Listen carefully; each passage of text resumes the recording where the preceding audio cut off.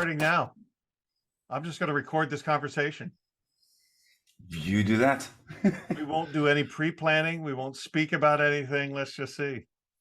All right. Is that all right with you? I'm up for the challenge. I am too. I'm one of those guys. I'm a horrible. If you've seen any of the interviews I did I'm really bad. I'm not very smart. I don't know. No, I disagree with that. But I can throw You're some really prompts smart. out. Tell me where you live exactly. Are you in or near Athens? I am right in Athens. You Greece. are in Athens. I love that city. You know, I was there I know. I've seen you before. a few weeks. Yeah.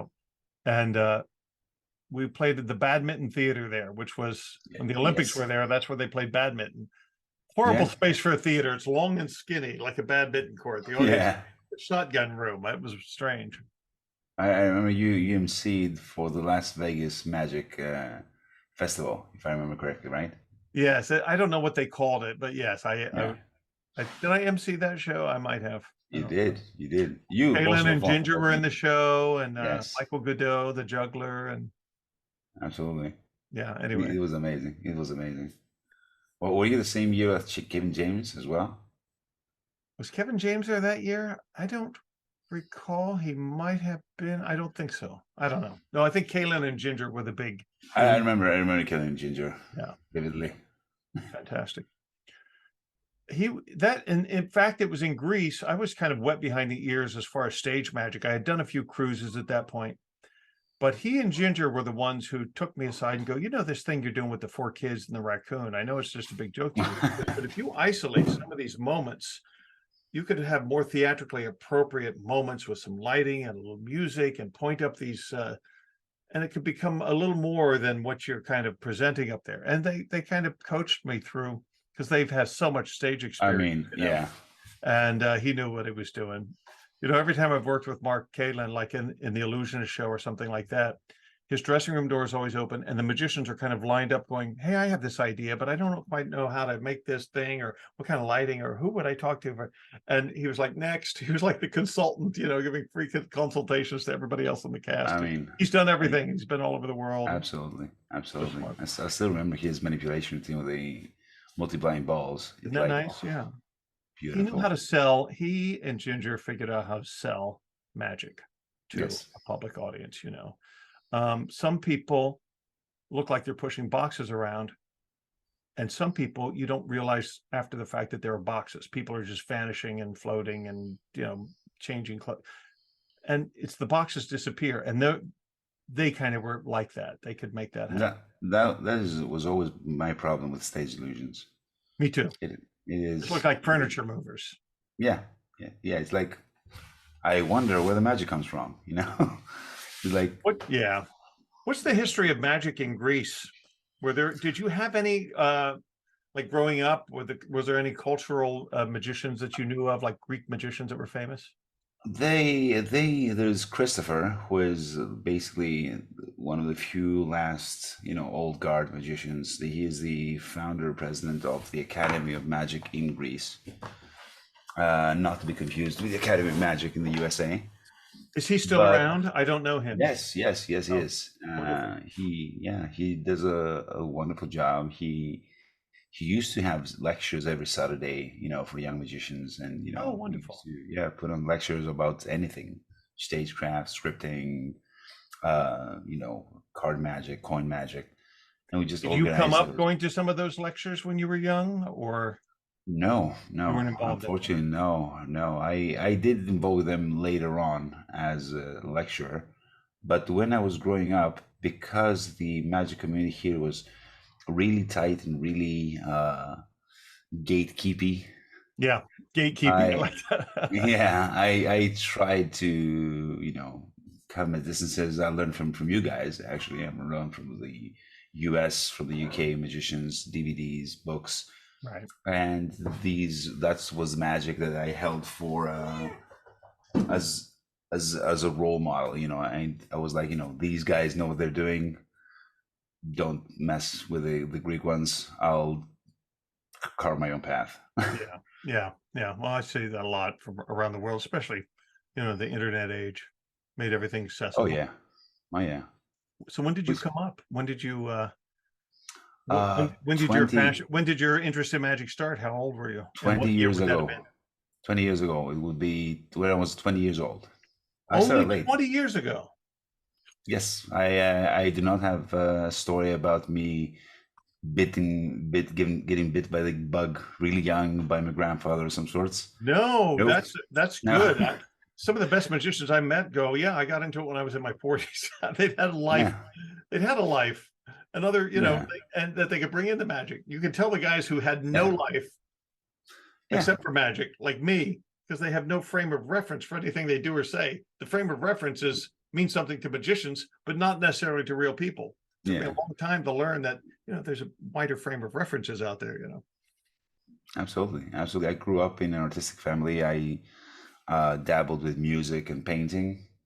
I used to be a graphic designer for a commercial company. And at some point, That makes sense because do you do the artwork for your products and yes, your yes, I website and do. so forth? Wow, Yep, you have good I do. taste and you're very talented graphic. I'm trying. I'm trying. I'm really trying to keep that artisan, like this style of, we'll put in the work for each product, for each illustration, each thing. I actually had this. Eric Mead had this post at some point before I launched my company. He posted on Facebook, "Hey, magic companies, not putting written instructions in your effects comes off as lazy." And when I launched my company, I was like, you know what? I'm going to put a booklet with illustrations and written instructions to every product. This is for your new venture. Yeah.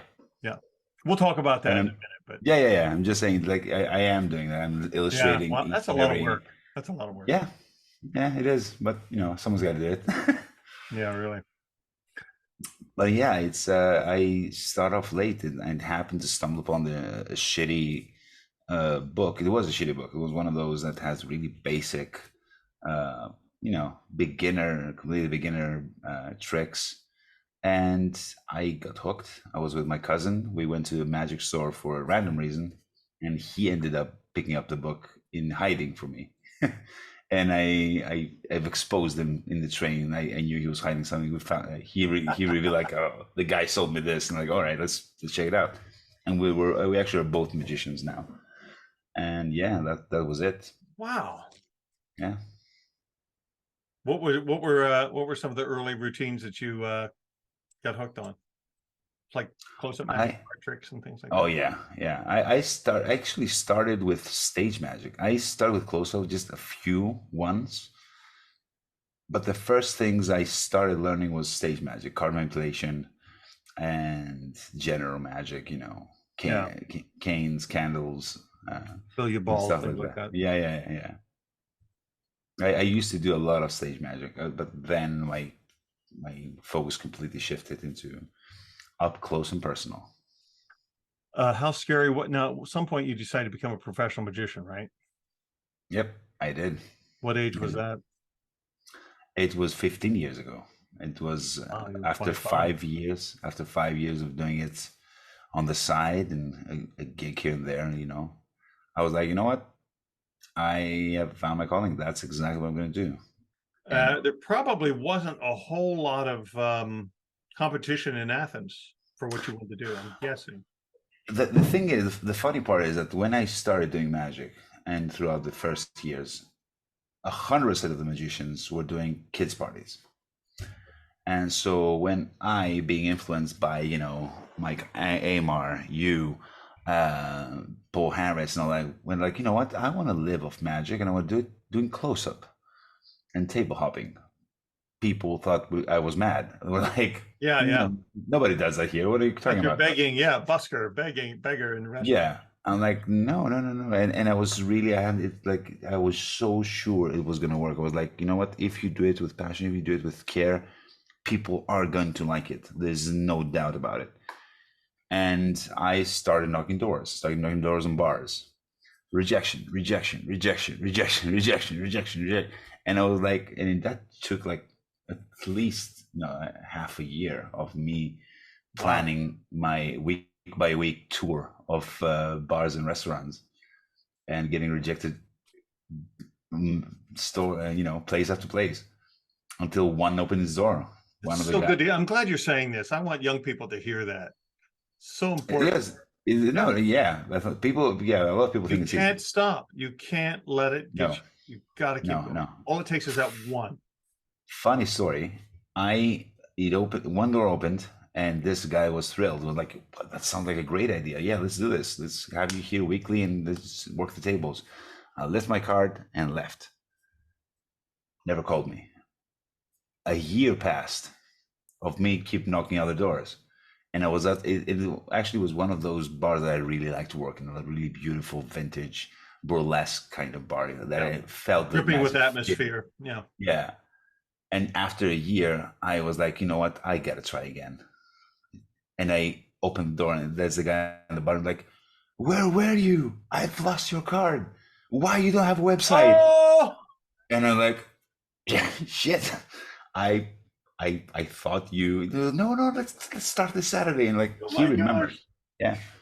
So that's was my first, and I actually stayed there for over 9, 10 years. Wow. Yeah. And that's And where you what matriculated. That's where you learned the craft, probably. oh yeah.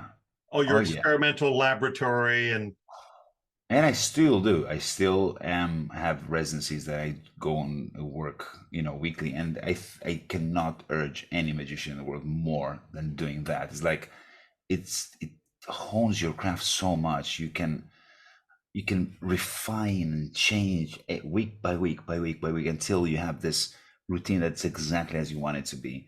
yeah. It is so important because the performing over and over again, with the same trick, the same script, and all that makes it so much smoother around the That's the edges. key. And Your timing. it does take a while. It's rare that you find all the beats within the first 20, 30 performances, Yeah, You've got to no. get into the hundreds to actually go, oh, that's what this trick is about. I kind of thought I imagined it was Yeah, about this. Turns out it's about this. and a lot of the And the times audience in the taught me drawing that board, over time. I was about to say in the drawing board, a lot of the times you just laid it out and you're like, this is going to play like this and this and Yeah. this is going to be perfect, and nothing works. And like, Yeah. that fell flat. Oh, that fell flat as well. Oh, I guess back to the drawing board. Yeah. Yeah. That's right. Well, that leads us into our topic, and I know that you've spoken on the talking about scripting and story and when I've been teaching these lessons, I don't use the word scripting because early in my career I imagined myself some sort of improv. I'll just go with whatever works and in the moment. And then as I got older and more experienced, I realized the value of a strong script, the value of sitting and contemplating what you're actually going to say and tweaking it over time, Yeah. and so forth. And then you find these points, these presentation points that weren't apparent when you came up with the trick, but the audience kind of shows you this path sometimes. But sometimes it's the intent of the performers. Like, I want to tell this story and I want to present this mood. To hell with the audience reactions. But then it all kind of works. You bring the audience with you rather than pander. For the first half of my life, I guess what I'm trying to say is I would pander. Yeah. And as I get older and a little more comfortable in my own skin, it's like, no, I do have some things I want to say. I have things, moods I want to create. So can you speak to that a little bit about your experience with that? And So again, and I have to say that I am in love with Eric Mead, but he was the one again who opened the door in my mind because at some point, because I Eric saw Mead, you him. said. Yeah. Yeah. So at some point I saw him perform something online. I was like, I gotta meet this guy. He can teach me to be a better magician. So I basically sent him an email like, I want to take lessons. I want to start doing that. And how much would it cost me? I was young, and broke. He was like, yeah, let's talk and we'll see how much. He never took a dime. So we started, we had a Skype call and I had prepared, a card trick, a coin trick and something else. And I started doing I had this one coin routine that was about imagination. And I was like, so this is a trick about imagination. I want you to imagine, blah, blah. I had 3 coins. I did this equivoke in my hand and the coin appeared. And then I started, well, if you put it in this down, in this elbow, and it basically did a 1 coin flurry from David Roth. And And then I was like, ta-da, how was it? And he goes, what is it about? Yeah. And I'm left with a coin like this. I'm like, well, what do you mean? It's about getting to the elbow and going, no. He goes, that's the effect. What the effect is about, though. And I'm like, imagination. And he goes, yeah, you said that in the beginning, but then during the effect, you neglected it completely and just came back to it as a punchline in the end. Right. And I'm like, and this door opened in my mind, like, damn, I can speak with magic. I can say shit. I can actually talk about stuff with magic. And I went back to drawing more, just not perfecting, just correcting the routine and all that, and came back, and we have this correspondence for years now. And that's where it's like, and because of my artistic background with my parents and my life choices with music and painting, I ended up, viewing magic as an art form, being like, all right, I'm going to use this vessel to express myself. Yes. So so let's start with the basics. Who am I? How do I want to be perceived? And this led me to, okay, what do I want to express? What topics I want to talk about, and how I'm going to make this, because you can talk about anything. The same goes with how do you call it? The same goes with comedians. With stand-up comedians, you can joke about anything. It's how you do it that matters, because you need to ease it in. You need to make them, how do you call it? Relate to what you're talking about. Right. You can talk about death. You can talk about loss. You can talk about anything you want, as long as you do it the right way. And words is the right way to do it, I think. Some people are naturally gifted storytellers, let's say, or orators or public speakers, and other people have a hard time, but it's a skill, right, that can be developed. I mean, absolutely, and that's what scripting is about. Because if you're not a natural born storyteller, that's where pen and paper comes in. That's where you can edit. Right. Exactly. That's what I had this student at some point, an Italian guy called Corrado, wonderful person. I know Corrado. Oh, fantastic, fantastic guy. Yeah. Oh, awesome. We've had sessions together too. Yeah. When we first met, he had tremendous anxiety. He was shaking like a he's going to be cringing watching us talking about him now. No, Corrado is one of those cases that I use as an argument when it comes to scripting. And when we first met, he talked about me about that, and I flat out told him, you need to script your magic. And he goes like, why? What the hell has to do with anything? I explained to him that you will be ready. What you have, something to fall back on. You can go off your script, but exactly where you're going. This will give you confidence. This will slowly and steadily get the anxiety out of the way. And he was like, all right, let's ride your way. Sure enough, after a few months, he was like, look at me performing. Yeah. Steady as hell, found his way, made some wonderful routines, wonderful scripts about magic. And it's like, because you can edit, because you can take what you're saying, go like, all right, I'm using this word. You can sleep on it. You don't have to say it in the moment and be brilliant in the moment. You can take a week. Next time you're on the bus, you pop out that script and you go, that doesn't ring true. Oh, here's another word I just heard somebody use that works there better. And you craft it over time. That's the key. Yeah, and a lot of people are like, how can I have to memorize all that? If you're being authentic and honest and you're expressing yourself, it won't be that hard. No, that's exactly right. If it's not you true, don't have to, exactly. You don't have to memorize much somebody else's thoughts, but if it's your own thoughts, you're just repeating them. Yeah. And the same goes if you manage to link your script with your moves, with what you're doing. Now I have this sandwich effect that I do about relationships and do with the king and the queen and all that. and at some point I want to rub the cards together to show that there's nothing in between. And I talk about, and sometimes happiness gets lost. There could be friction, or it could be distance, and I put one on top to steal the card and whatever. But the script is illustrated by the moves, and the moves are illustrating the script. So I cannot. It motivates these things that, you cannot forget about it. Yeah. So it's you cannot.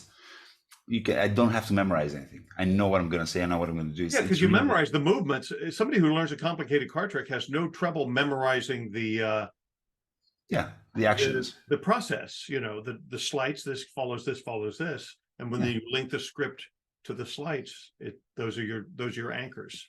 Yeah, absolutely. Say next, yeah. We often talk about when I'm working with people. The hook, and I famously always refer to Albert Goshman. When I was a kid, I showed him a trick, and kind of like Eric Mead to you saying, "What's it about?" Goshman said, "What's the hook?" And I go, "What do you mean?" He goes, "What's the emotional hook?" Mm-hmm. And I go, "I don't understand." He goes, "Why should people care?" Yeah, why should they care? That was very eye-opening to me. It's like, how do you make people care? Like you said, how do you connect? How do you express yourself? And that's the key, I think, for doing, something that feels authentic, comes from you. And I think there are a couple of ways to make them care, because you can express yourself, and maybe it is something that they won't care about. Maybe it's a theme that you're passionate about. That's a lot of magicians do that. They talk about magic. Whether you're being a magician and how magicians deal with things, and people don't care about that. Right. I'm getting bored about that. Yeah. So, but if you I don't like that. That's a pet peeve of mine, a plot point where you go, most magicians, and it's like, don't acknowledge that there's other magicians in the world when you're doing magic. Don't even say most magicians. That's just because you hang around magicians all the time. Yeah, absolutely. They don't know what most magicians do. Don't even acknowledge they exist. That's my advice. Absolutely. And it's like it's fruitless, because if they're smart enough, they can tell you're trying to put other magicians down to raise yourself, which always looks bad. That's true. That's the other. But I'm not opposed to that necessarily, but I just think it's. I wouldn't. But in the end, you can make them care with making it relatable to them with some way. You can talk about, I love talking about what people call, mundane or cringe things, like love, like relationships, like loss, like luck, like, dreams and passions, stuff that people truly care about, that I care about. So it makes it relatable. And just a small tangent, the same goes with signing the damn cards. I hate signing the damn cards. And I need to put this out there. Okay, let's hear it.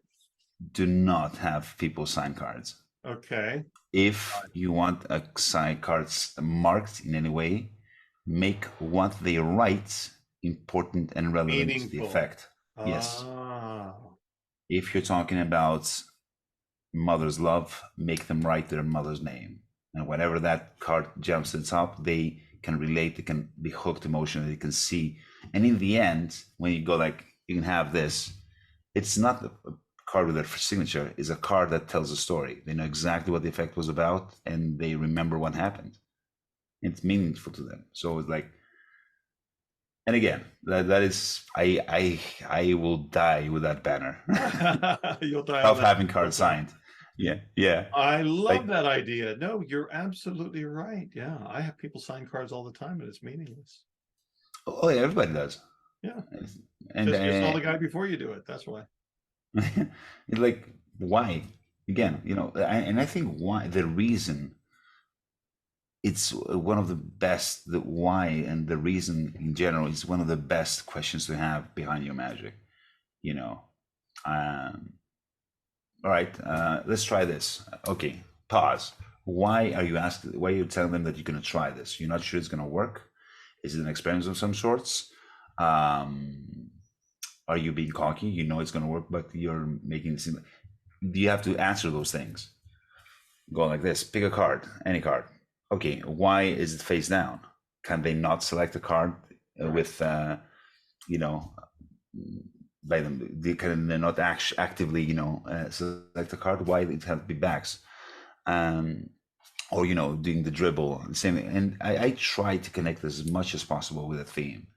I have this,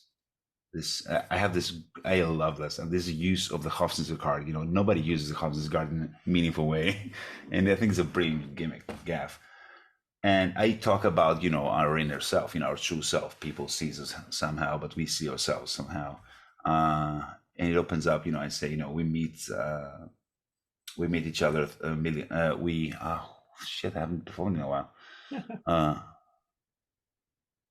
It's like we meet each other a million times. No, we exist a million times in the heads of those we meet. Because you, David, see yourself as David. I am seeing a different David.